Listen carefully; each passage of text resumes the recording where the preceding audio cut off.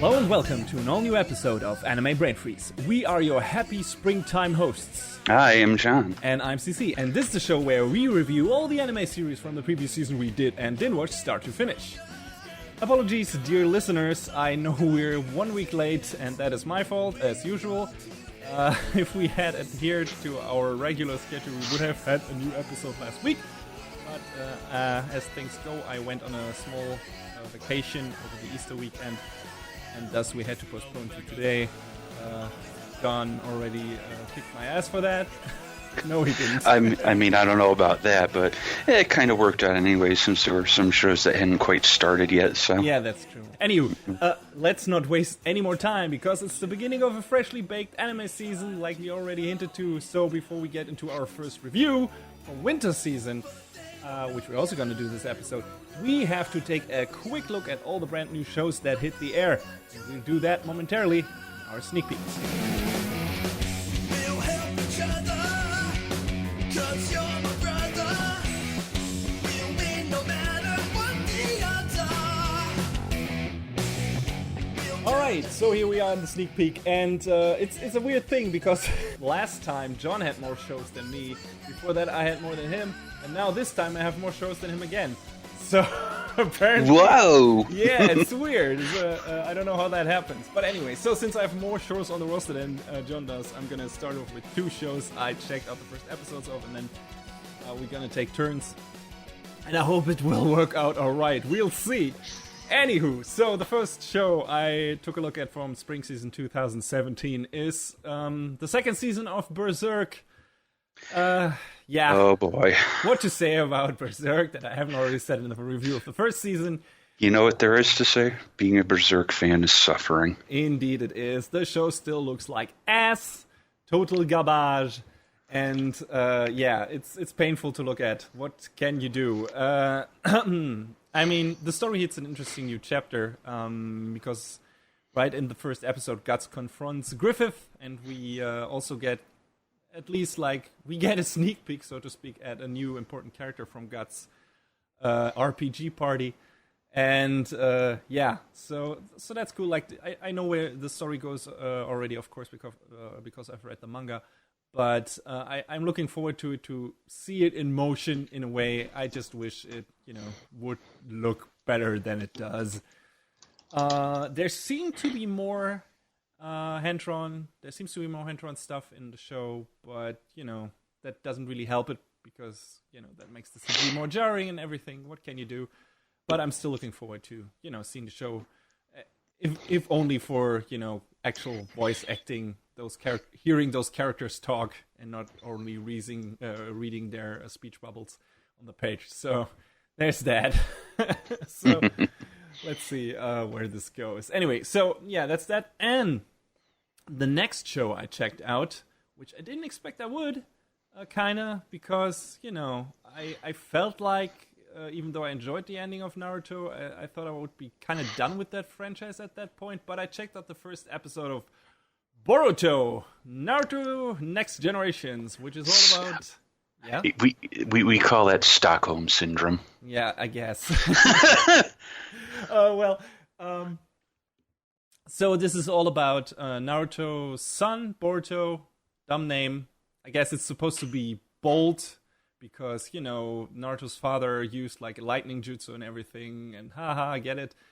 But, yeah, but still. So it is about Boruto and him, growing up with Naruto now being the Hokage of the Hidden Leaf Village and everything. So the time in the show has moved on. All the characters from the old show have grown up and have become adults and have,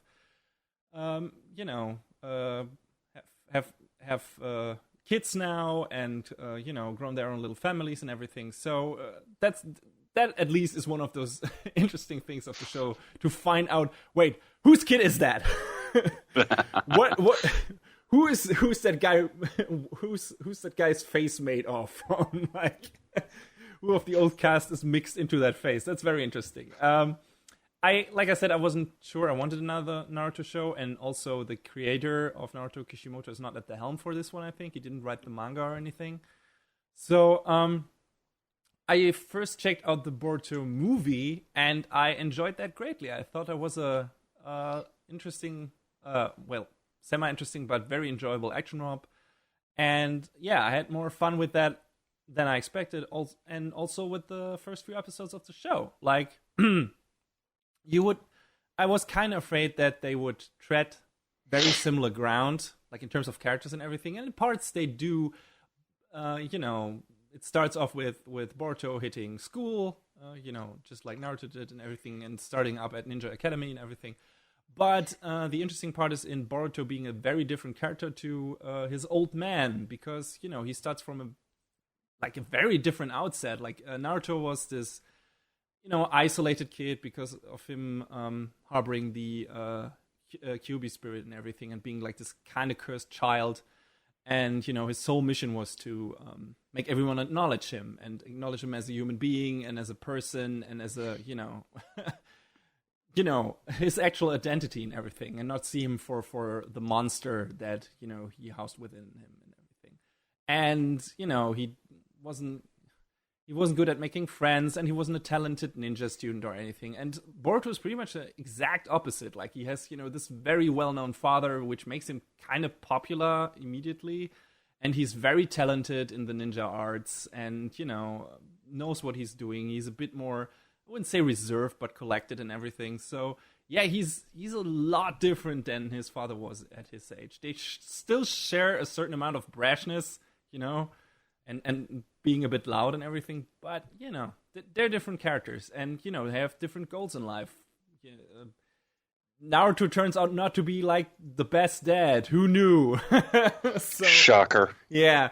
So Boruto is kind of like, I don't want to be like my old man. I don't want to become a Hokage. I want to find my own ninja way, and want to be, like, want to do things differently and everything. I don't want to... Maybe I don't want to live in a village and stuff. So yeah, it's an interesting new take, and I want to see what happens to the characters that we've come to know and love ? And so yeah, I want to go into this next generation. I wonder how many episodes this will get, because the first episode already teases the final confrontation of the show with Boruto all grown up and everything. What? Yeah. You get like a teaser of him fighting the main bad guy of the show, apparently. All fucking one eye sliced up and everything. And Konoha once again in fucking wrecked. Like, Man, Konoha can't catch a break. No. No. It's weird, like a lot of skyscrapers in the background. So it's like, okay, this has hit a super modernized age, and yeah, so... It's weird. I'm looking forward to it though. It could be cool. I'm just wondering how long it will take them this time to get to the end. Anyway, yeah, that's Boruto, and it's probably gonna be a while before I'm gonna review that. So there you go. So John, I've talked enough for now. So what's the first show you want to talk about? I decided to watch the first episode of Armed Girls Machiavellism. What? Yeah, it's kind of a weird mismatched title, but anyway, it's all about this guy Fudo Nomura, and he's kind of a troublemaking jackass. He caused a massive 40-man brawl at his last school. I mean, that's impressive in and of itself. But did he beat everyone, or? Yeah, apparently, yeah. Oh, okay, impressive, yes. But the people at his school are like, okay, get out. So he transfers to this new school that is well known for reforming boys with behavioral problems. And as it turns out, like a blazing high school student.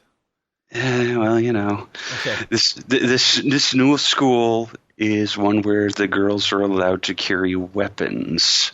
Oh, okay. But the male students kind of blend in with the rest by cross-dressing. Sure, why not? But Fudo is like, yeah, I don't think so. And he decides to buck that trend, and he ends up going up against the 5 ruling swords. These 5 girls who are like, the big bads of the school. And that's a weird twist on the formula where it's like, no, fuck you, I'm a guy. It's not interesting on the whole. Okay. And And I mean, I was like, why not watch this? It's not a light novel, actually, surprisingly. Wait, is this going where I think it's going, where it's like he beats one girl in every episode and then they fall for him or something because he's so super strong? Okay, so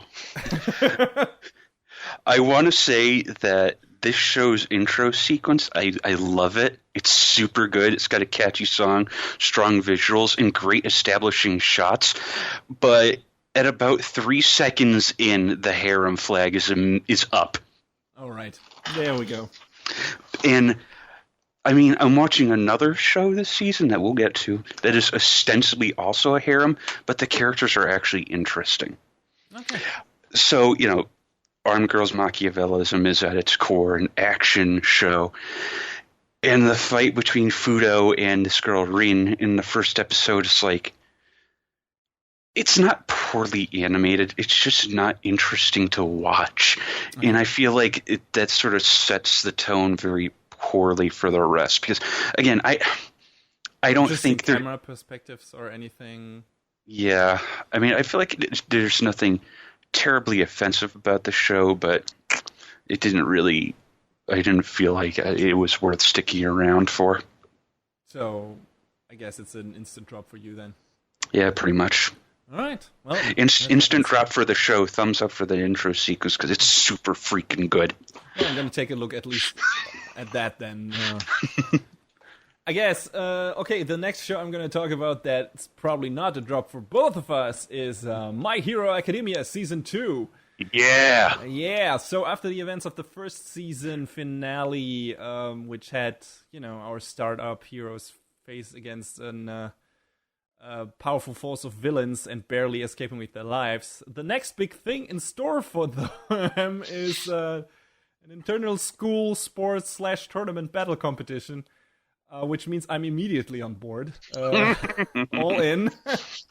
So yeah, so this is like, I don't know, this is like a school sports events, but it's with superhero powers, and everyone has to show what he's got, and be his very best and everything. So it seems we're gonna learn more about Todoroki, one of the coolest, coolest or hottest cast members. Yeah, I was totally interested in him from the beginning. I want to see what his origin story is and everything. So I hope we learn more about that, and it seems like we will.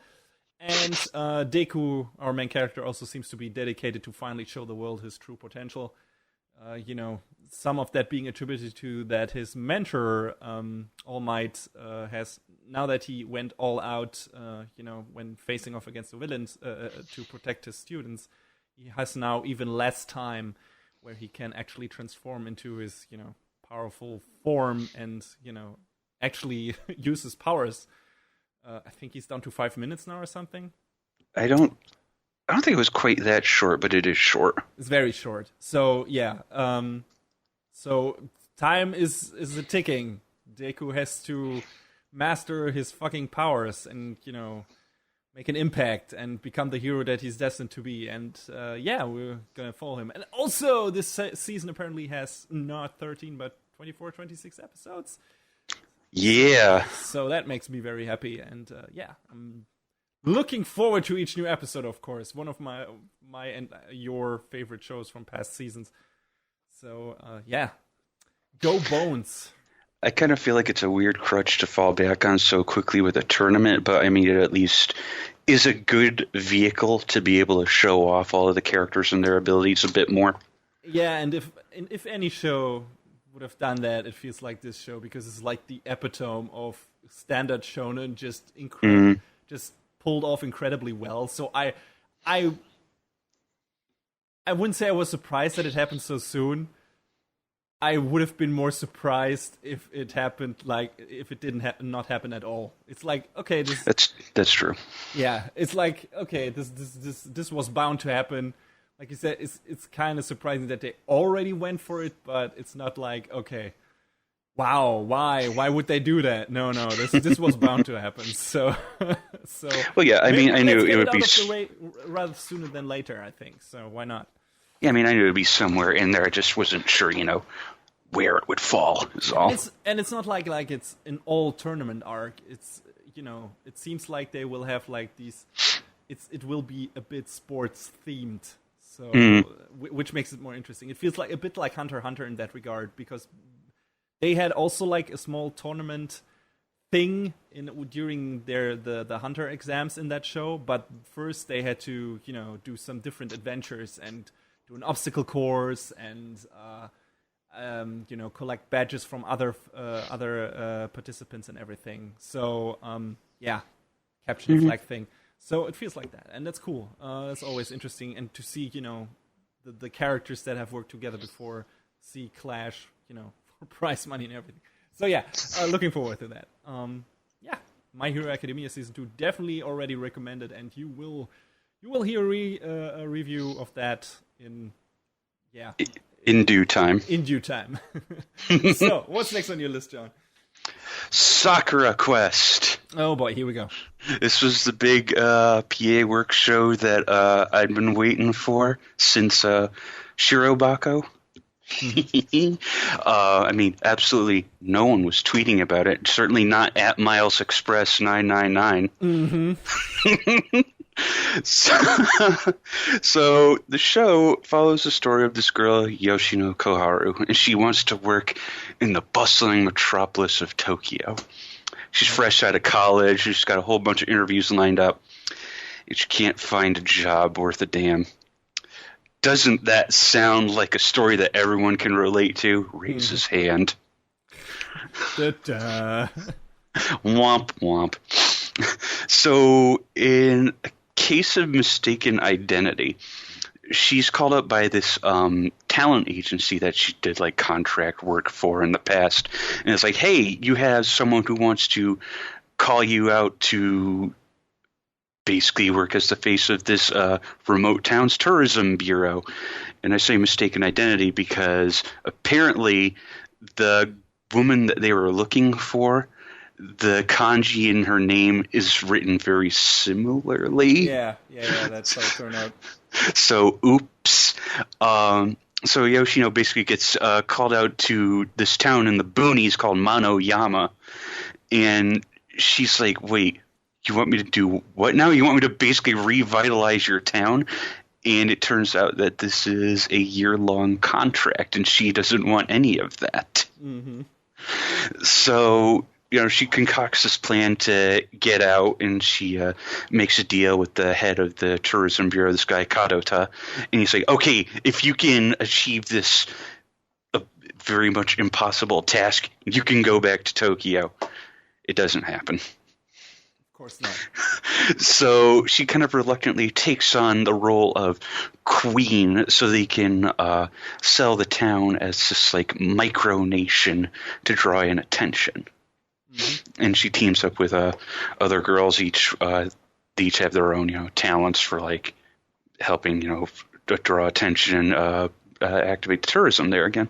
And I think it seems like it'll be a fun story to try and see how they puzzle out how to make it more visible to people who aren't there, to draw more people in. Yeah, it seems like all around this seems like a super pleasant show. Like, nice characters overall, and like you said, this feels like Shirobako 2.0. Just a different setting, but in terms of character constellations and everything, it feels like, okay, these are all a lot of nice people. The problem for me is I already lost interest in Shirobako pretty fast, and that was still on a subject that I'm kind of interested in, which is the anime industry and everything, but this show has nothing to offer in that regard for me. Miles from Crunchyroll would probably suspend my premium account if he could hear me say this, but I'm pretty sure he doesn't listen to this show, so I'm all good. But I'll tweet it at him. I'll say, listen, look at this shitter. He doesn't like your show. Yeah, I really have to admit I was pretty bored by the first episode. I'm sorry. I was like, man, this is all nice, and man, this is cute and everything. Out in the Hicks, it felt a bit like Flying Witch in parts, but with a more spunk to it. But it doesn't have like this supernatural spin to it or anything. There's a bit of a mystery in the beginning of the first episode, but that gets resolved at the end, and it's alright. It's like a cute twist and everything, but I'm just not really interested in that Doc Hollywood story, like big town girl that doesn't like the countryside, gets stuck there and makes friends with all the cookie people. It feels a bit like a message again to, hey kids, don't you all leave for the big city because otherwise the countryside will be filled with very nice dying old people. Which I think that's a real problem in Japan, so it's contemporary, but still. I don't know. It's just like, okay, this is probably there's gonna be nice, cute stories, and this is something to relax to when you get home from work and everything. And look at all these nice people. I wish I was there. And man, Japanese countryside has a lot of things to offer after all. But it's like, no, this is not my kind of escapism. So if there's not a neat, I don't know, neat, interesting fantasy, science fiction, whatever twist to it, I'm hard. It's hard for me to engage with that stuff. But I'm pretty sure it's gonna be a lot of fun, and a lot of people will love it, just like, people love Chirobako. So there you go. Just not for me, sorry. Yeah, I get it. But, I'm a sucker for the PA Works, as they're calling it, Working Girls series. Although I still haven't watched Hanasaku Iro High yet, and I'd like to. All right. But I'm pretty sure you will be happy with Sakura Quest. Maybe not as happy as Miles is, but... Oh, Miles is as happy as a pig in shit. Yeah, definitely. Miles, if you're listening, we love you. So, after I've dragged down the mood, after John pulled it up so magnificently, let's keep the mood down. Another show that is definitely not for me is KADO, The Right Answer. So the... setup for the story is there's like a plane getting abducted by aliens in the beginning of the first episode, and there's this private negotiator on board who was like on a mission to negotiate the contract between, I don't know, two companies or two countries or something. So he was on that board and is apparently that skilled of a bargain man that he is able to make a deal with the aliens for the passengers' lives. And apparently, or maybe the fate of humanity overall. So I guess this is like a setup where he tries to make the aliens, I don't know, realize that humanity has something to offer, or it's like a bit of a, this is a game, and I'm gonna my negotiation skills will be my weapon or everything. Which, as a setup itself, sounds super interesting to me. The problem is, this is another CG show. The CG is slightly better than Berserk, only slightly, but the show makes the horrible mistake of putting CG and hand-drawn characters in the same frame at the same time. Oh boy, it's handshakers again. and Berserk puts hand-drawn characters in the show, but they only are, they're only hand-drawn characters in one frame. And no CG characters, and it's usually used for close-ups to make more use of, the beautifully hand-drawn faces and everything. But in this show, you got, your main characters who are sometimes CG, and other main characters who are not CG for some reason, sharing the same screen, talking to each other, and that makes the bad CG stand out even more. Oh no!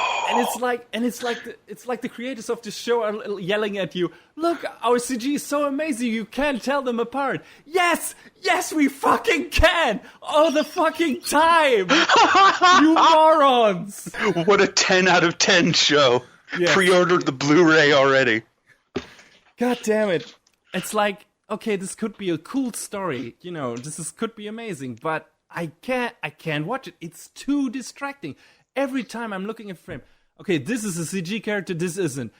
I'm doing that I can't stop because you see it immediately, and it's so jarring for me.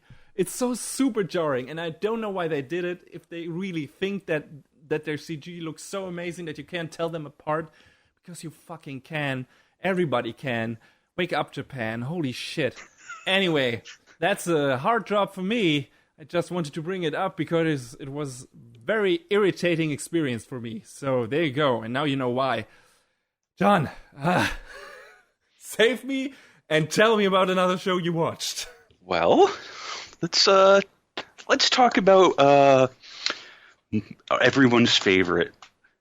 No, not light novels, not yet, but mobile game adaptations. There we go. Granblue Fantasy. So, it's an adaptation, like I said, of a popular, wildly popular browser/mobile game. The story follows a young boy named Gran who has aspirations of taking to the skies in an airship like his father before him. He lives peacefully with his lizard. Nice. He lives peacefully with his lizard pal Vern, but their calm lives are interrupted when a young girl, Lyria, and her guardian, Catalina, defect from the Erst Empire and make their getaway to the island Gran lives on, and what ensues is a skyfaring adventure of amazing proportions. Wow, I could actually write promo material for this shit. Yes. You should.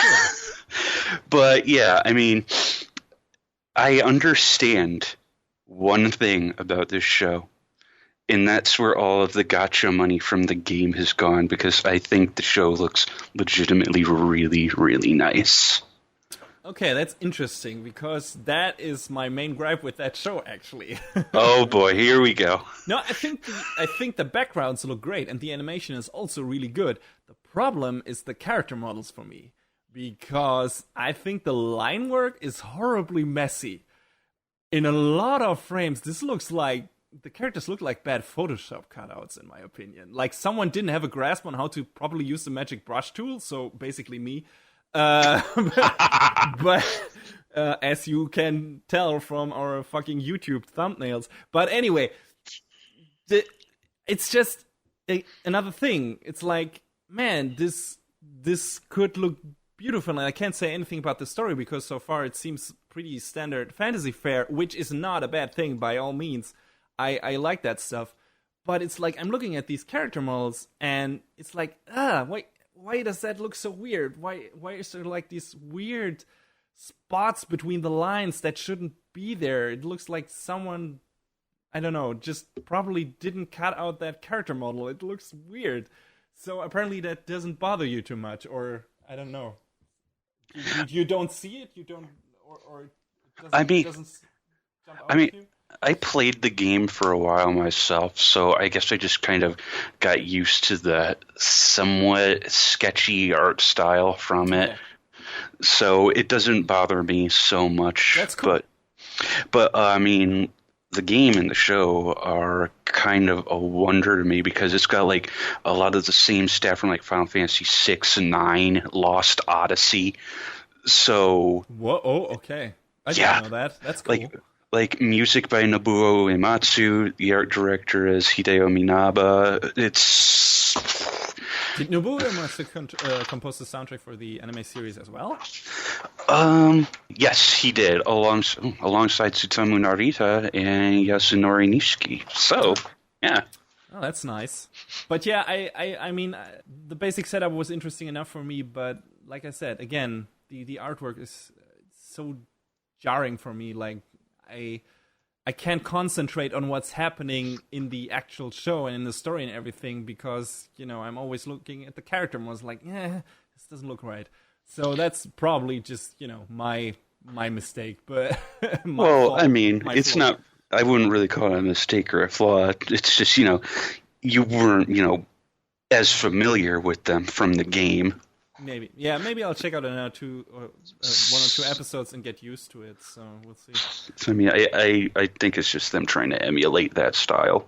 Yeah, sure. I mean, for fans of the game, that's probably the best choice they could have made, because it's like, oh, okay, this looks like the game, and yeah, now I can see that, like, fully animated and everything, and, you know, the story's told in anime form, so I guess that was the right choice. It's just like, I haven't seen something, you know, that kind of art style before, and it just feels really weird to me. But maybe I'll get used to it. We'll see. Okay. So then what do you have for us? Another fantasy anime. The second season of Rage of Bahamut, which I believe is also based on a mobile game. So, yeah, I really loved the first season of that. Genesis was surprisingly good and fresh fantasy anime with a pretty good story and like this interesting world that was this mashup of different mythologies and everything, and kind of mold-breaking characters. It had like this cool adventure feel to it that I really enjoyed. So the second season pretty much continues with that. I'm not entirely sure where it's fitting in the timeline. We get some small appearances by familiar faces from the first season, like Bacchus and his talking duck Hamza, and also our favorite soldier boy Kaiser. But our new main character is a young girl named Nina. Besides being adorable, is also super horny. Oh boy. But has the small problem that if she is too turned on by a dude, she turns into a super powerful, very angry dragon and goes berserk. You know, as it happens, but that's gonna suck. So Japan. No, but it sounds more, I don't know, more kinky or gross than it actually is, because it's like super, I don't know, super innocent, super sympathetic and everything. Nina is a great character and is not like super sexualized or anything. It's just like, okay, she has the hots for that guy, and apparently she can't live out her feelings or she will turn into a fucking dragon. And I mean, the show is called Rage of Bahamut Virgin Soul, so I can guess where this is going, but still. Well, at least that's better than another show that's running this season in terms of weird perversions that we aren't talking about, because I don't think either of us are going to watch it. Well, I don't know which one you were talking about. Maybe you... Spoilers, it's Arrow Manga Sensei. Oh, right, that one. No, that's probably not... I haven't checked out the first episode of that. Wasn't super interested in it. I can sum it up as saying it's the same staff, cast, and creator as Ore Emo, so stay away. Okay. Well, you watched part of that show, right? I watched all of Ore Emo, and at the very end, I just wanted to hang myself. Okay. Ringing endorsement there. But yeah, really looking forward to checking out more Rage of Bahamut, because, like I said, first season was pretty amazing. And came out of nowhere. I didn't expect it. I read like mobile game and it sounds kind of lame. And then, wow, lo and behold, great show, great fantastic fantasy anime. So I hope the second season will be just as good. That's cool. So yeah, looking forward to more. John, what's next for you on the list? Next is Atom: The Beginning. Ah, yes. So this show's all about the lives of the up-and-coming robotics scientists Umataro Tenma and Hiroshi Ochanu Mizu, which, if those names are familiar, then you probably know a little bit about Astro Boy. Or, you know, more about his Japanese name. Or Tetsuan Atom, if you would rather. Atom, yes, the mighty Atom, because I believe wait, no, Dr. Chenma still kept his name in the American version, right? Yeah, and Ochanu Mizu changed so it was like Dr. O'Shea. At one point it was Dr. Ella Fun. It's like, okay, all right. You could keep that name in the 50s and 60s. Because of his nose? Of his nose, and I guess the way his hair looked, maybe? I don't know. But yeah, story revolves around them experimenting with creating autonomous robots that can think and act on their own. Yeah. And the one creation that gets shown off very early on is a machine called A-10-6 that sort of appears out of nowhere when Tenma decides, hey, I don't feel like doing my job today. You can do it for me, robot. And he saves a crowd from a robot that's rigged to explode. Yeah. And this show is animated by Production IG. And well, I think it's like a large collaborative effort between them and Oriental Light and Magic. And another Signal MD, I saw. I don't know them as much, but and I think also a pretty well-known director and writer and everything. So yeah, this seems like an all-star cast and crew, and I'm looking forward to what turn out. I'm not super familiar with Astro Boy. I always wanted to get into the franchise. I read like a manga set in that universe by the guy who wrote Monster and 20th Century Boys. Sorry, I forgot his name right now. But yeah, that story is called Pluto, and I enjoyed that quite a lot. And I hope we will get an anime of that adaptation of that eventually. But yeah, so that was like an interesting dark take on the Astro Boy franchise. So I wanted to get learn more about it, and I tried to check out like the more recent Astro Boy show from the odds. But Oh yeah, there was one in 2003. yes, it also aired on 4Kids or something, and they bastardized it, of course. And I could not find, neither legal or fan sub, fully properly translated version of with the Japanese audio tracks and everything. So that was a miss. But still, maybe this one will give me more info on that franchise and help me get into it more. And yeah. Maybe we are due for another remake of the original show as well after this. So we'll see. I'm looking forward to checking out more of this because the intro looked amazing for what's to come and everything. And animation-wise, it's already, the artwork in that show looks very interesting as well. It's like I like the art direction. Yeah, definitely. Like really interesting backgrounds. Again, feels a bit like pastel colors and stuff like that in certain parts. So yeah, I enjoyed a lot about the show, and I'm looking forward to seeing more. And apparently you are as well. Oh, definitely. I mean, I like a lot of Tezuka stuff, so even though this isn't, obviously directly out of his brain, but it is related, so. Yeah, it's one of his franchises. So okay. Your turn. Yes, my turn. Another fantasy show I checked out that you were complaining about earlier, just because of the name, is Grimoire of Zero. You mean the show that has a name very similar to ReZero? Thanks, Japan. Well, we have another show with Re in the title in this fucking season, so whatever. That's also a trend. Anyway, Grimoire of Zero, weird tiger mercenary dude, like literally half man, half tiger, runs into a witch, and he initially doesn't want anything to do with her. He is also, I think he is a witch hunter, I'm not sure, but mostly he doesn't want to have to do anything with witches because half beasts like him are apparently either killed by witches or made into their servants, because they take to their powers or something like that. But the witch in question promises him to turn him into a human if he helps her with her quest. Bring her to a certain town, help her meet a certain person and everything.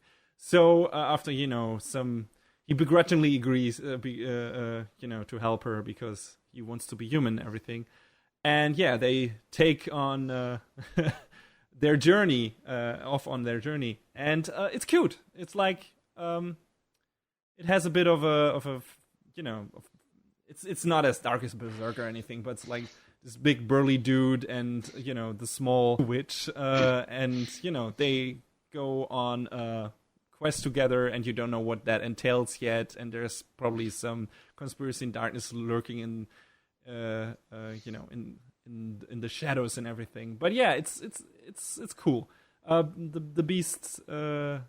Man as a main character is kind of unusual, and also the way he's animated and everything is kind of interesting, because I remember the last time they did that was like the adaptation of a novel series called Green Saga, and that had like this guy with the leopard face and his mouth never moved. Was super weird.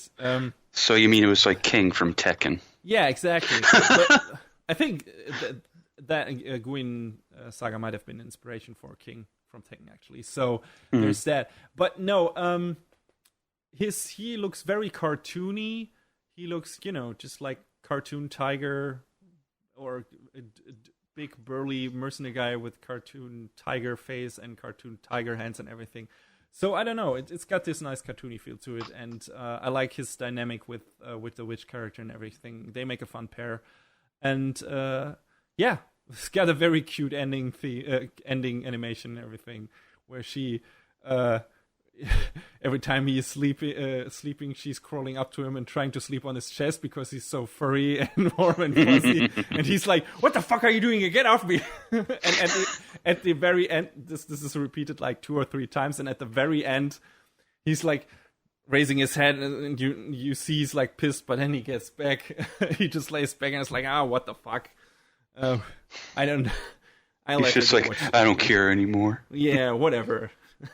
I let her sleep, and I don't know, that's just cute. So I'll keep watching it. Let's see if it gets anywhere interesting. Might as well be boring after a few episodes, but we'll see. For now, it's cute fun. Cool. Okay, what's next for you? Sword Oratoria. So this is basically a side story to Don Machi, or is it wrong to pick up girls in a dungeon? That show. Which String girl. Don't you talk shit on Hestia. I wouldn't dare. I still kind of feel like that name is kind of a misnomer because there isn't a lot of hitting on girls in a dungeon. There's just one girl lusting after one guy, and then a guy and a girl who are too bashful to say how they feel about each other. So, Okay. Anyhow, Sword Oratoria is basically, like I said, the side story. It runs parallel to the original story because you see a lot of, well, not a lot, but you see overlapping scenes between that and the original, but from the perspective of the Sword Princess, Ys Wallenstein, and her guild, or as they refer to it in universe, the Familia that she is part of. Basically, the long story short is each Familia identifies with a different god or goddess, so that's how they align themselves, basically. Her guild mentioned in the other show already, or? Yes, very much so. Okay.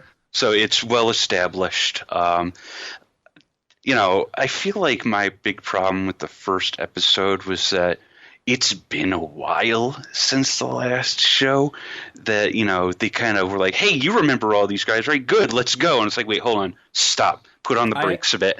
I had that problem with Rage of Bahamut, actually. I was like, wait, what? I don't quite remember what happened at the last episode. Where is the set? What?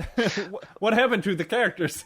Like, there are certain names and characters that I remember, but everyone else was like, oh, we're just going to gloss over that. They're here. Cool. And I'm like, no, slow it down. Chill out.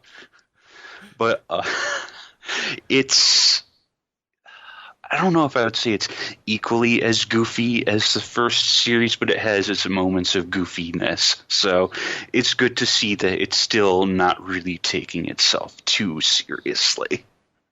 But a bit more, I don't know, darker tones or more story-driven narrative or anything. Just because it's more about, like I said, Eyes instead of the main character of the other series, Belle. And she has her... apprehensions that she's not getting as strong as she wants to be. So, it's more of her dealing with that. All right. And I feel like it could be interesting to watch play out. Sure. Sounds fun. Mm-hmm. So what you got next? Okay. I'll try to read this in one go. When you start like that.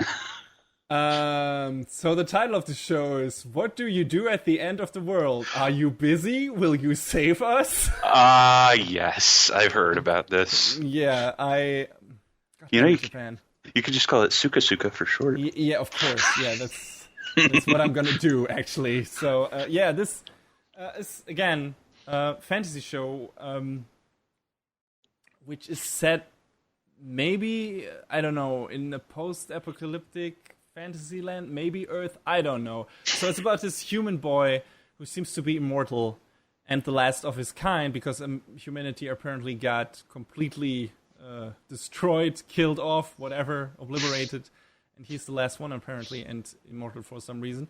Because other than him, there are basically a lot of furries and monsters running around like over the world. And in the first episode, he runs into a human-looking girl in the city. They spend some time together, because she wants to go to a specific place in the city, and he's kind of her guide. And this is all accompanied by this really great music that sounded really familiar to me, but I couldn't put my finger on it. But just like, this very, very nice atmospheric track that really got you into the show and, I don't know, build up a great atmosphere. So yeah, that got me immediately interested when that started playing. And yeah, so he shows her around the city, and they get to that one spot on top of a building and share kind of a moment together. Not really, but, kind of, she's like grateful. Hey, thanks for bringing me here and everything. And then they part ways because she apparently has to, she can't stay in the city for too long for some reason. And, has some buddies picking her up and everything. But yeah, they part ways, say their goodbyes and everything. And then a bit later, the boy takes on a job as a caretaker. His friend offers him a job. He's like, hey, I got this deal. You, as a mercenary ex-soldier, could be a caretaker at a warehouse that is supposed to store, like, these powerful weapons. And that warehouse actually turns out to be more of an orphanage, and the weapons are the children living there. Oh. And also the girl he met earlier. And that's kind of the revelation at the end of the first episode, where it's like, okay, I don't get it. This is supposed to be like a weapons storage, like, warehouse. Where are all the weapons? And who are you? And who are the children? And she's like, well, the answer to one question lies in the other, because we are those weapons. And he's like, oh, what the fuck? So, this feels like, this is a very interesting setup, and I can't really tell where it's going yet. But okay, the very beginning of the episode, he's like a bigger battle taking place later in the show. And, the girls being the part of that. But for now it could be like, I don't know, hijinks with him and the kids and the girl, and also that troll lady that apparently is a caretaker in that warehouse as well, who he is familiar with, and immediately when he recognizes there's fucking, I shouldn't have taken this job. Because she wants to eat him. Yeah, she's a troll. So, and they eat humans apparently, but she won't eat him if he doesn't allow it. So yeah, it's just constantly back and forth. Hey, can I eat you? And he's not, no, go away. So it's like an interesting dynamic. It's just like, it's very, very sympathetic characters, and animation is okay. It's done by Satellite. Nice backgrounds, and like I said, the music is cool and everything. So a lot of sympathetic characters.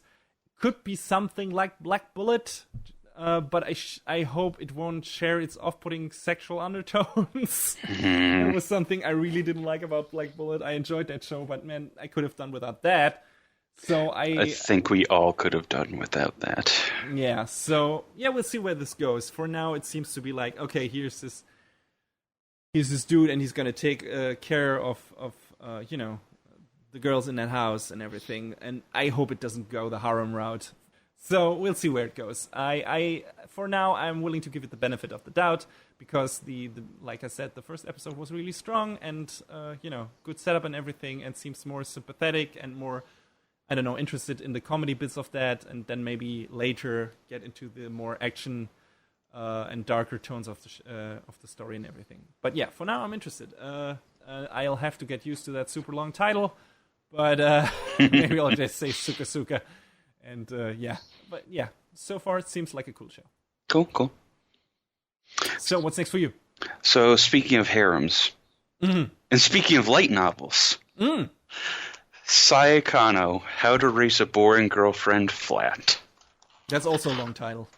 It's longer in Japanese. But, so, this is... Boy, what show isn't?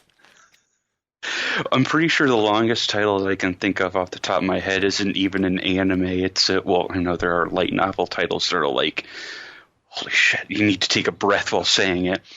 But the one that readily pops to mind is Strong Bad's Cool Game for Attractive People, Episode 4, Dangeresque 3, The Criminal Projective. Yes, that's a long title, holy shit. Did that fit on the box art or something?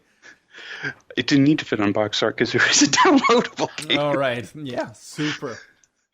But yes, Saekano. This is, a continuation of a show from a couple of years back, and it's all about this boy named Tomoya Aki. Tomoya has a dream to create the best visual novel of all time, in spite of not having any romantic aspirations for himself.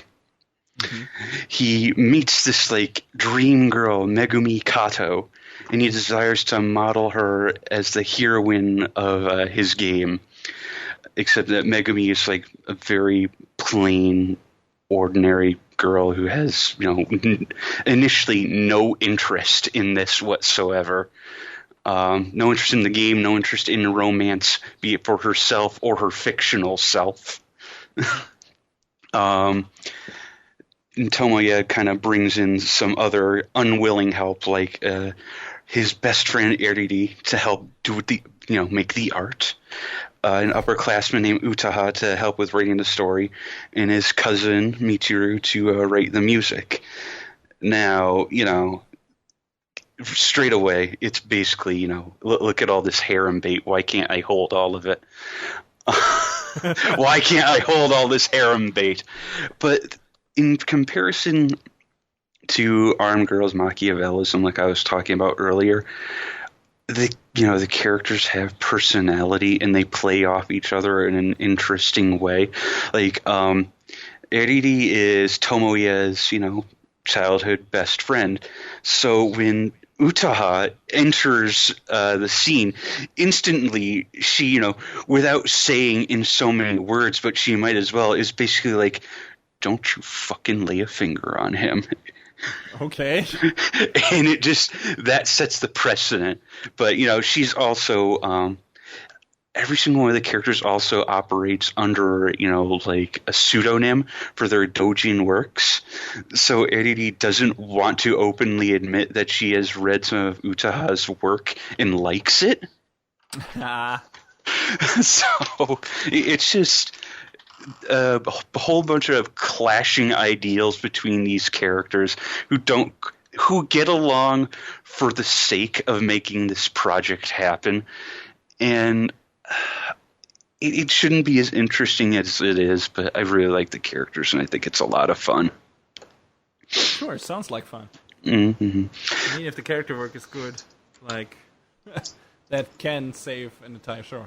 Oh, yeah, definitely. I mean, my only misgiving is that, one of the girls is Tomoya's cousin. And that's a little bit of a, you're pushing the red button. Well, at least it's not his sister, like in Sword Art Online. Oh my fucking god! You're not actually my sister. I'm instantly over it. Wait, Sugi, you might still have a chance with me. God damn it! If you've ever seen that video of Sword Art Online, and what is it, like 5 or 6 minutes, fucking beautiful. Yeah. So, what do you have next for us?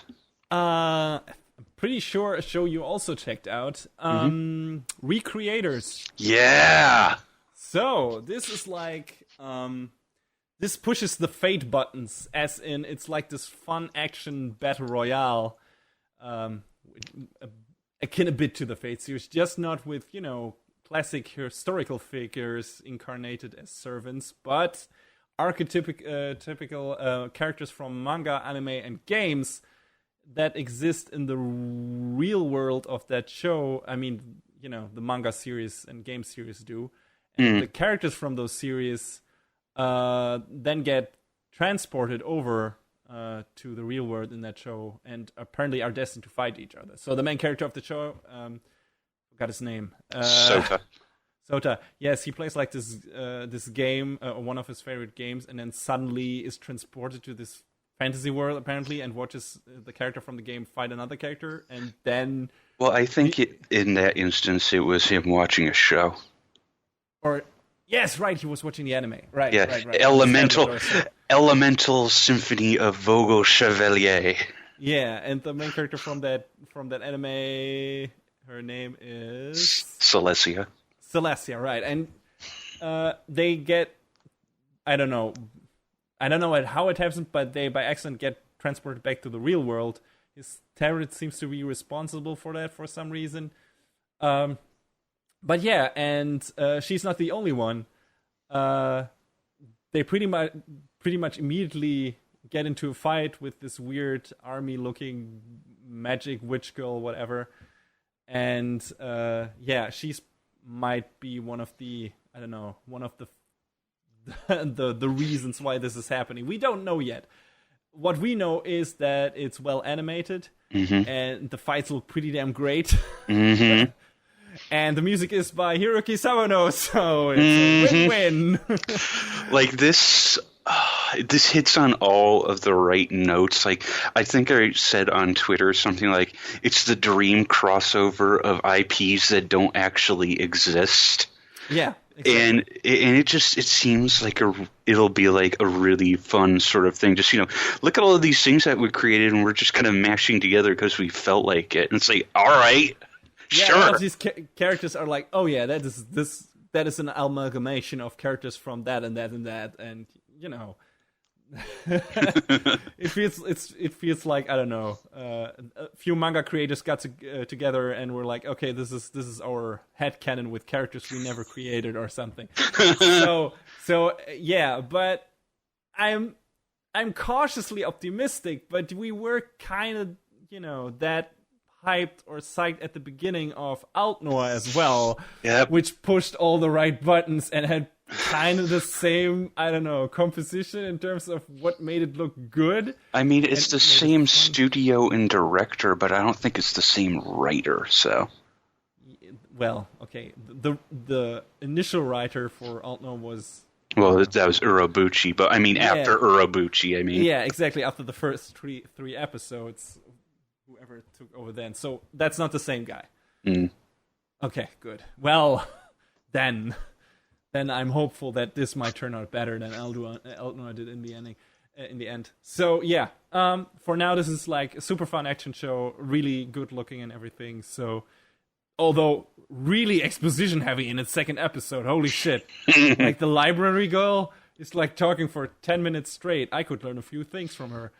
And I mean, it's really nice with like showing the vistas of the city and everything at the same time, and then doing like everyday stuff. It's fun. Like, it's not like she's sitting in a room and talking all the time. But yeah, that was like, holy shit. Are we done with the backstory now and the analysis? Holy crap. But yeah, other than that, it's a super fun show, and I'm looking forward to seeing more and hearing more. Yeah. I like that the military uniform girl, her first appearance is her holding a rifle like a violin and using a sword to pull across it as if it were the bow on the strings. I was like, this is ridiculous, and I love it. Yeah. And also, what in the second episode, what I love was, so they fight this classic Sailor Moon-esque Doremi whatever magical girl. And, you got this fight and she throws hearts around, and then Celestia gets, like, hit to the ground and coughs up blood, and the magical girl is terrified. Yeah. Because that's so cool, because obviously in her series, in her anime series or manga series, blood wouldn't be a thing because that would be aimed at kids. Oh, yeah, definitely. So just seeing that, like, clashing ideal and, like, wait a minute, this is way different from what I know. Yeah, she's like, wait, blood? Why? No, this, I have never hurt people. This has never hurt anyone. Why, what's happening? Why do my attacks hurt people? Why do they make you cough up blood? And it's just amazing to see her, like, completely flabbergasted and scared because of that. That's smart. That's a cool, neat idea and a neat twist on the whole thing. It's like, yeah, cool idea. I wonder what this show has in store for us in that regard. Like, yeah, looking forward to more, definitely. Definitely. So, the last one on my list is one that I'm pretty sure we're both watching, and it's Attack on Titan. Yes, that's also the last entry on my list. Oh my god, we timed it perfectly. Holy shit! Yes. So, it's, this continuing story of humanity's struggle against the colossal beings known only as Titans. And I'm just going to throw out there right now that I already have more questions than answers. Yes, so it's a straight continuation from the first season. Hey, did you remember what happened 4 years ago? Good, let's go. Yeah. Just like with Sword Oratoria, I guess. Yeah. So you're right. It's like it's picking up immediately where the first season left off. Like spoilers for season 1 if you haven't seen it yet. What have you done with your anime life? I mean, I guess in a way, that's a good way of them saying we respect your time and we're not going to waste it on a recap. Kind of like going back to My Hero Academia. Even though there was recap, it was relatively brief. Yeah, it was like, I don't know, the first third of the episode or something. If that. Yeah. So yeah, like it's been 4 years. That's quite a long time, but I don't know. I feel like this. It just picks up the pace immediately, and that felt good. It's like, okay, we're right back into the story. It's cool. I mean, for me, it probably wasn't jarring at all because I revisited the first season like a year ago, so all of the story is pretty fresh in my mind still. Because I enjoyed that show so much. But yeah, and I was really happy with it, like going right back at it because I wanted the story to continue. I didn't want time to be wasted, and they didn't do that. So yeah, great stuff. Again, another show scored by Saekano, of course, which makes me happy. The opening is super spoilery. Like, yeah, it is. Like the few last scenes in the opening are like, what the fuck? You maybe should have kept that for the show, because I didn't see that fucking coming at all. Out of all the openings and endings from this season, this one has like the weirdest ones, man. Yeah, that's like true. Especially that ending. My first time watching it, I was like, okay, that's a thing. And apparently the ending is super spoilery as well. Like, if you look for that stuff and if you know what you're looking for, it's apparently like telling a huge chunks of the story. So I just stopped from watching it after I heard that. I'm like, nope, okay, I don't want, because if once I sink my teeth into that, I can't let go of speculations and everything. And I already have some pretty good guesses where the story is going and what like the solution to the deeper mysteries of the show are, but I don't want it spelled out for me outside of the show. Like, I don't want to see like the solutions to that in an ending and be like, okay, now I'm completely sure this is what's happening. So yeah, I'm not gonna watch the ending anymore. Opening is too cool to not watch it though. So it's just a little out there for me. What, the opening or the ending? Both. Okay. And it's like, I don't know, the opening is in the same vein as the other ones were. I mean, the song is cool because, it's, what's his name, Revo, so. Yeah, definitely. It looks great. It sets up a lot more mysteries, like you already said. Like, I hope we're going to get a few answers soon, although, like I said, I have some guesses already.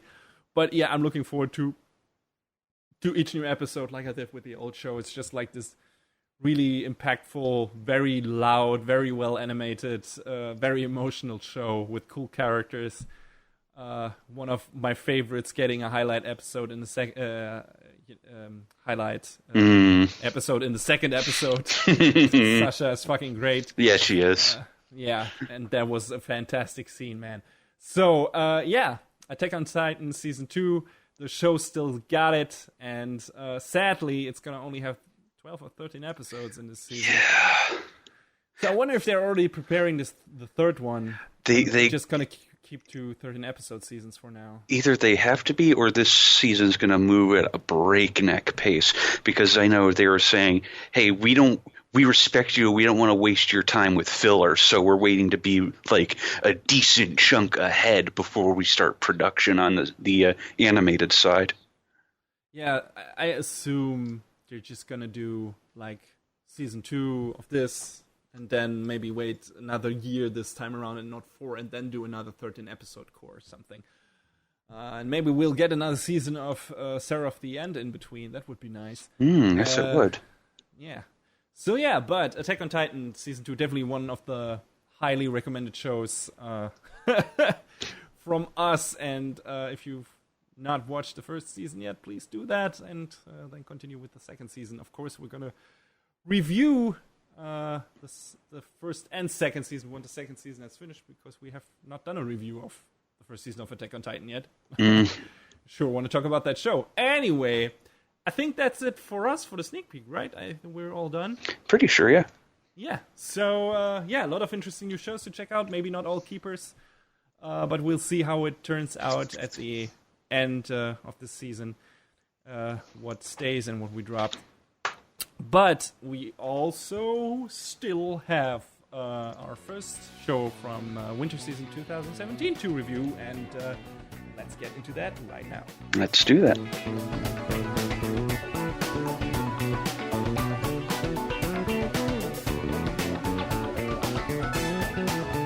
So it's time to shovel the snow away because winter season is over. Or is it? Because we're going to talk today about Miss Kobayashi's Dragon Maid, a show that was brought to us by our friends at Kyoto Animation. It was created by... We just recently talked about because of your review of Sound Euphonium. This is true. It's true. KyoAni puts in the work. I mean, most of the time.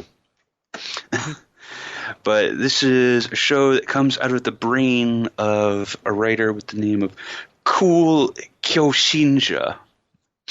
Okay. Yeah. I assumed it's a pen name. I mean... I can't be quite sure.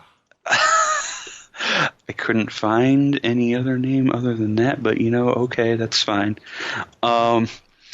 They have done other works such as I Can't Understand What My Husband Is Saying, which it's something I've seen thrown around, but I never actually watched for myself. And Komori-san Can't Decline, again, same thing.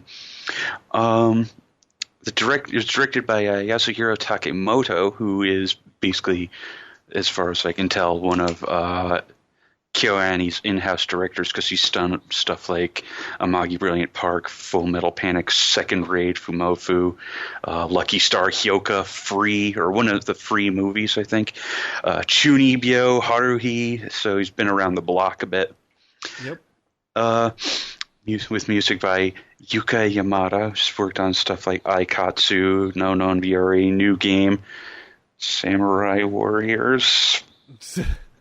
I wanted to like that show, but it just didn't have the budget. Sorry. Or excuse me, did I say music? Composition. Wow. What's dyslexia? The music is done by Masumi Ito, who's worked on stuff like Azumanga Daioh, Gundam Age, My Hime, and Scrapped Princess. So, this show has its pedigree. Mm-hmm. I mean, I think the opinion of Gundam Age is a little contentious, but I feel like it's better than the show that followed it immediately. But we have somewhat spread our opinion around on G-Reco, so... Hey, guess what's getting a new season, maybe? No. I've read, maybe that's just a rumor. I read... No. He's thinking about it. No. I know there's some Gundam OVA next season, and I think Thunderbolt is back, but G-Reco doesn't need to come back. I've heard rumors, John. Anyway, let's continue. Tomino, please. Tomino-san Yamete. Let's get back to an actually good show that makes sense. Yes. So, Kobayashi is your average office worker. She lives in a small apartment, has a work friend named Takia. The two of them get drunk and nerd out about various things on a regular basis. Like, Kobayashi has a certain love for maids. In our trip home from the bar one night, she misses her stop on the train and ends up in the outskirts of Tokyo, where she drunkenly stumbles upon, of all things, a dragon. Mm-hmm. The dragon scales are punctured by a large sword, like almost implausibly large, actually, now that I'm thinking about it. Sword of the gods, you might say. Yeah. And she somehow manages to remove the sword from the dragon's wound, and the dragon Toru asks how best to repay Kobayashi's kindness, to which she drunkenly responds, "You should crash in my place as Maid." Cut to the next day when Toru shows up at a hungover Kobayashi's doorstep. It's one of those moments where they didn't do this, and I wish they had. If she had opened the door, seen the dragon, and just slowly closed it. Kobayashi has like instantly visible regret. But when Toru changes form to a human maid and reminds Kobayashi of her words from the night before, what ensues is pretty much a complete lifestyle change for Kobayashi with, a new draconic friend and maybe other draconic friends. Most definitely. And a whole plethora of new experiences. So I'm not the biggest slice of life fan, just as that that is not going anywhere story wise.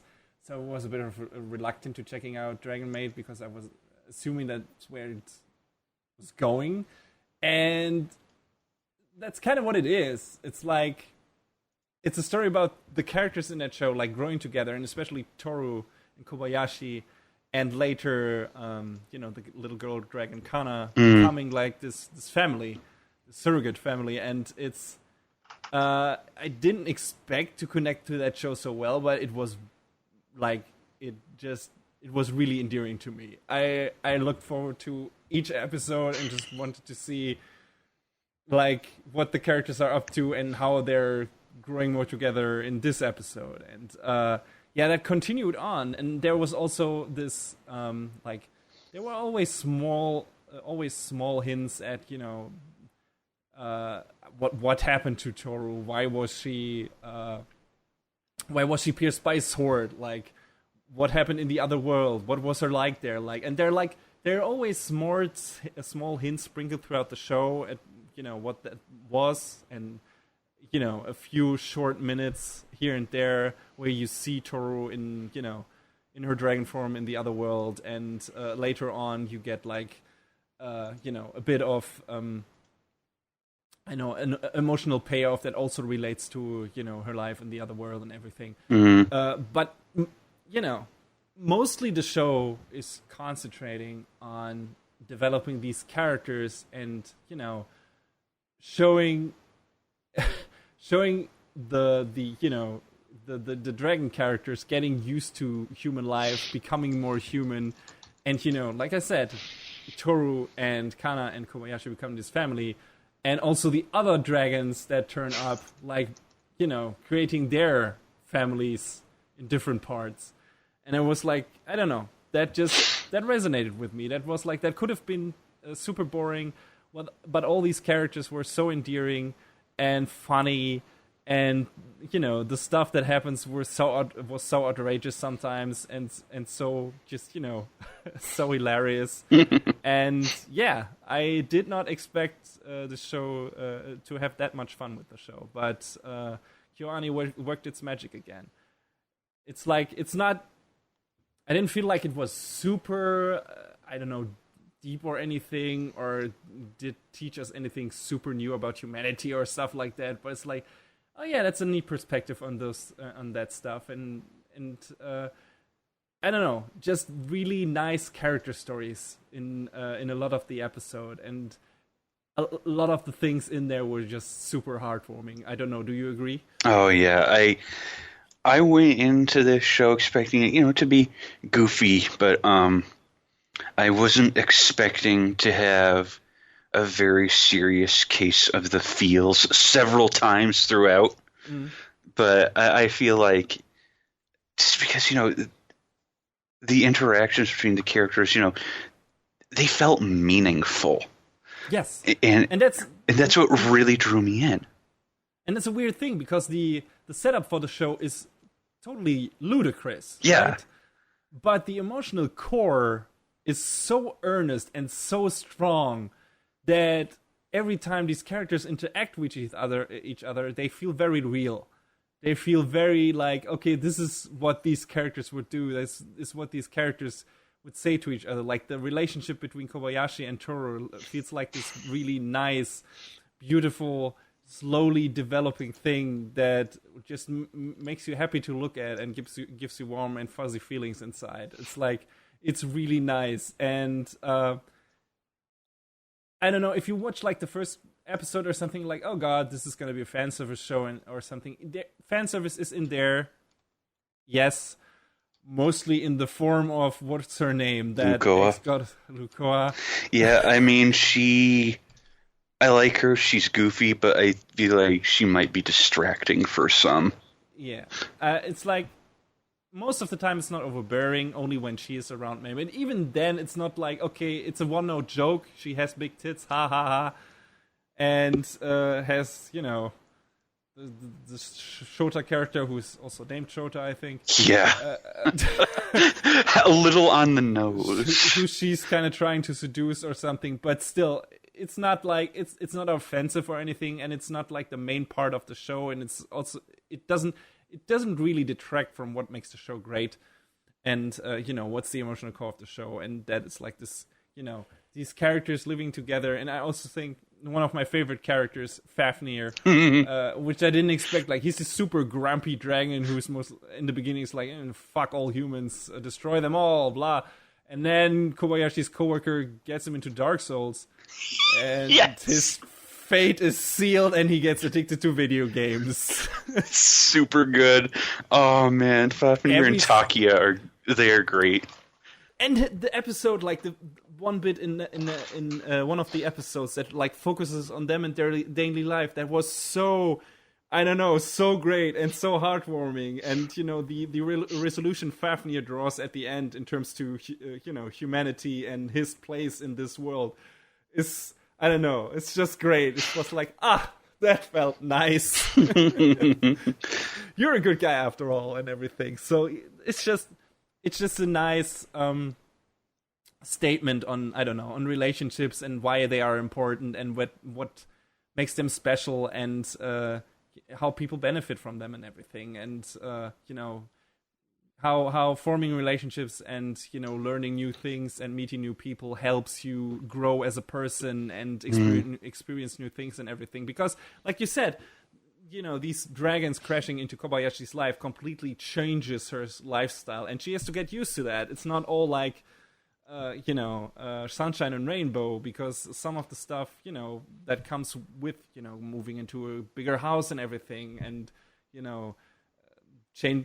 having to take care of a child, it's not all easy. No. And she's not used to that. But, in the end, a lot of that stuff is worth it. And that's just, it's really cool. And it's developed and told with a lot of care, which I think is like one of the staples of KyoAni, at least for a lot of their productions. There's this, I don't know, there's just this earnestness to the story and those characters that makes them feel real, and makes them make their stories pull at your heartstrings very easily. It's just, it's very well made in that regard. So yeah, I don't know who was my favorite character. Was Fafnir, like I said. Who was your favorite character? I kind of really liked Kana, just because she obviously was very childlike, and she just has these scenes where it's like you're expecting her to do one thing, and then she just turns it on its head. Yeah, she's adorable. Yeah. She is an anime child, not a real child, so she isn't loud or annoying or obnoxious in any way. So she's just basically there to be super adorable and cute, and also teach you something about trying to be a kid in this world. And she's surprisingly good at that, and finds a liking to that, and makes a friend with this girl who's super into her. Yeah, just a bit. Riko is very, into her is an understatement. Just like saying that Toru is into Kobayashi is an understatement. Yeah, Riko is like, you can tell she's a weird girl because she's a Japanese kid with an Xbox 360. So,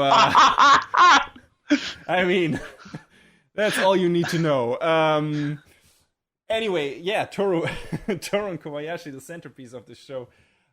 It's great. It's like a lot of, like I said, I have a problem with a lot of relationships not committing in anime stories, and you could argue that this doesn't either. But I don't know. I was fine with it because the emotional payoff at the end was very well constructed, felt very nice, and was a nice like exclamation point on the whole thing. So it didn't feel like it left things open-ended. Maybe that's why it felt a lot more satisfying to me than, for example, Yuri on Ice or anything. So yeah, I liked their emotional arc and the relationship the show built for them. Even though a lot of it is basically, how can I make her fall in love with me today, and how can I make her maybe eat part of my tail? My very dangerously poisonous to humans tail. Yeah, that's not a metaphor for anything, or Anyway, but yeah, I don't know. Their dynamic just worked, and I think the only character that came really short, in my opinion, was what was her name? Edna? Elma, right. Yeah, she is kind of introduced, and then she's there for, like, side jokes. Yeah, exactly. I was like, okay, they're gonna do something with her and set up, like, a rivalry. She's also gonna fall for Kobayashi or something, and then it's gonna be, like, this ongoing thing between Elma and Toru, because they all already have a history of not really liking each other. But then she was just kind of cast aside, which was a bit of a shame, I think. Yeah. So I don't know why they brought her into the show. Yeah, it was a little strange. Yeah. And like we already mentioned, Big Boobs Girl is, mostly one-note joke character too. Although she has like a nice heart-to-heart scene with Toru in a certain part. Mm-hmm. I like that, the ending theme is called interspecies communication. Mm-hmm. And I think it really plays to, like, the big central theme of, these characters who are, from different walks of life or of different species entirely trying to, get along, get to know each other. And it's kind of a nice icing on the cake sort of thing that says, yeah, this is what we're going for with it sort of deal. Mm-hmm. Yeah. Show makes also like a strong case, just in general, the show makes a strong case for like you said, communicating, understanding one another, trying to reach out to one another, not isolating yourself and stuff like that. So there's a lot of good messages in there, and which are brought across very well, in my opinion. So if you think this is mainly like a fun comedy romp, it is, but there's also some meat to it. And I like shows that do that, and that's maybe why I stuck with it. I know you are much more tolerant when it comes to, comedy hijinks only shows, but I assume you already also appreciated the more, substantial bits of the show. Oh, definitely. I appreciate that, like I said, it was goofy, but it did have some heart to it. Yeah, definitely. I wonder if there is space for a second season. Maybe. I didn't think so. On an unrelated show, I didn't think so about Girlish Number, but apparently it's gonna be coming back. That's good. It gives me time to catch up with the first season, which I still wanted to check out. So, even though they didn't outwardly say or make it apparent with this, that there's going to be more. At this point in the world we live in, you might as well just throw your hands up and say, I don't know, maybe it could. Mm-hmm. I would like to see more. I would like to maybe have Toru and Kobayashi go over to Toru's world and, spend a bit of time there. And, because they teased at the end of the show that they're going to go over and visit Kobayashi's parents. And maybe vice versa. After what happened at the last episode of the show, that's not likely. Yeah, that was a bit. But maybe they'll go over to the other world and meet Toru's parents and everything, and some of her friends over there and stuff like that.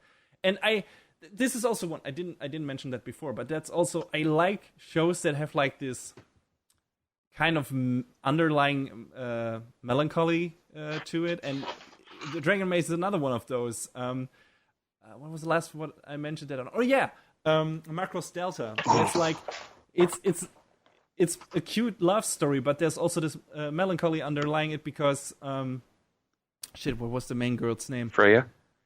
Because Freya is like from this alien race that only lives like for 30 years or something.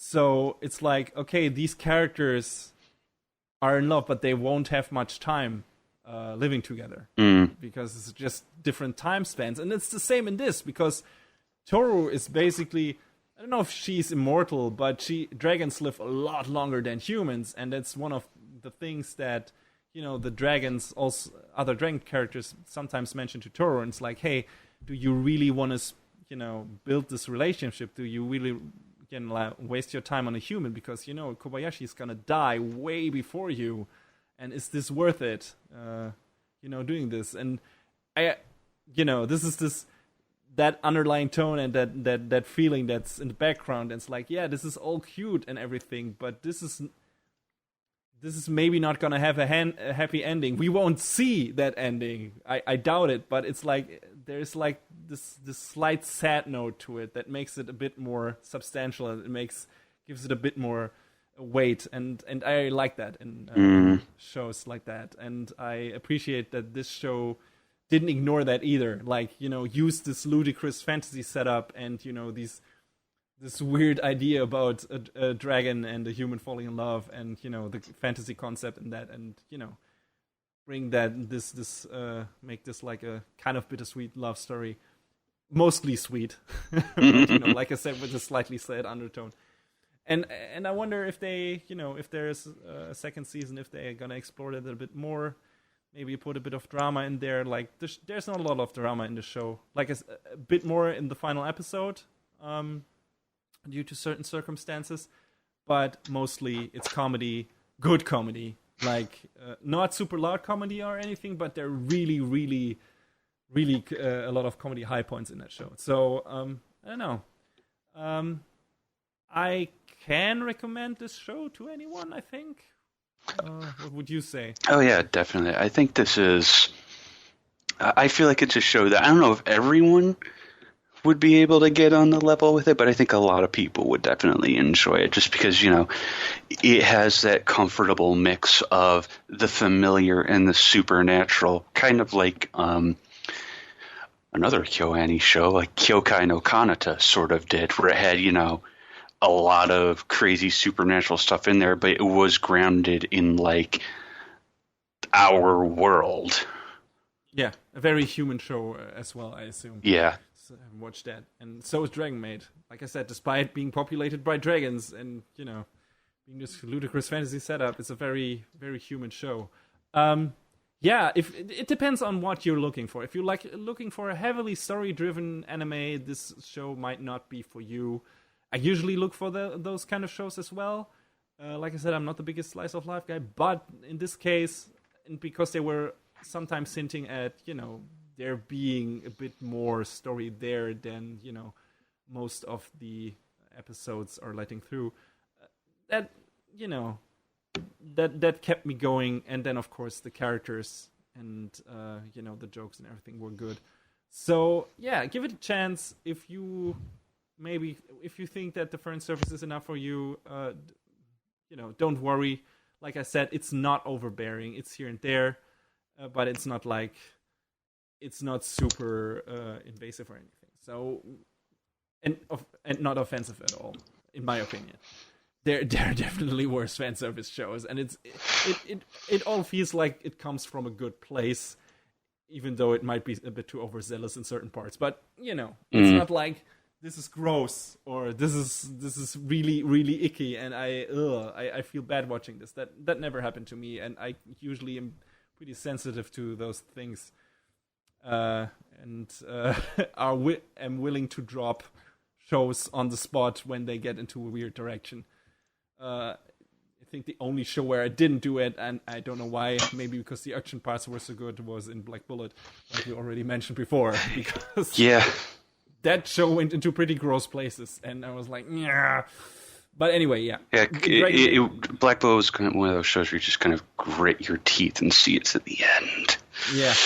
And Dragon Maid never gave me that feeling. It was always pleasant. It always had nice stories to tell. The characters were always sympathetic and everything. And yeah, don't expect much drama, like I said, except for the last episode. Just a lot of comedy, pleasant stuff, fun dragon hijinks and everything. And, maybe learn a bit about human relationships from a very interesting point of view and everything. So, yeah, it's just cool stuff. Mm-hmm. It's really recommended. And if you just look at the picture and see, like, oh, cute dragon maid lady and cute little girl and lady with giant tits.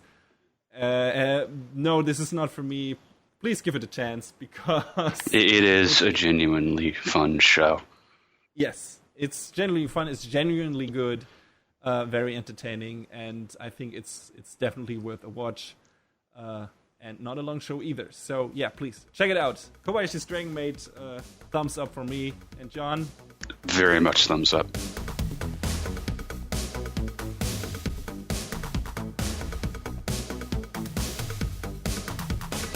And that is a wrap on the 28th episode of Anime Brain Freeze. All the music in our show is from the Double Dragon Neon soundtrack by the amazing Jake Kaufman. Please go to vrt.bandcamp.com and check out his awesome work. You can find us on YouTube, Facebook, Twitter, iTunes, Stitcher, SoundCloud, and AnimeBrainFreeze.com. Leave us comments and questions anywhere you like, or send us an email to AnimeBrainFreeze@gmail.com. We would love to read your feedback. Thanks for tuning in. We hope you had a good time, and please join us again on our next show. Macht's gut. Take care, everybody.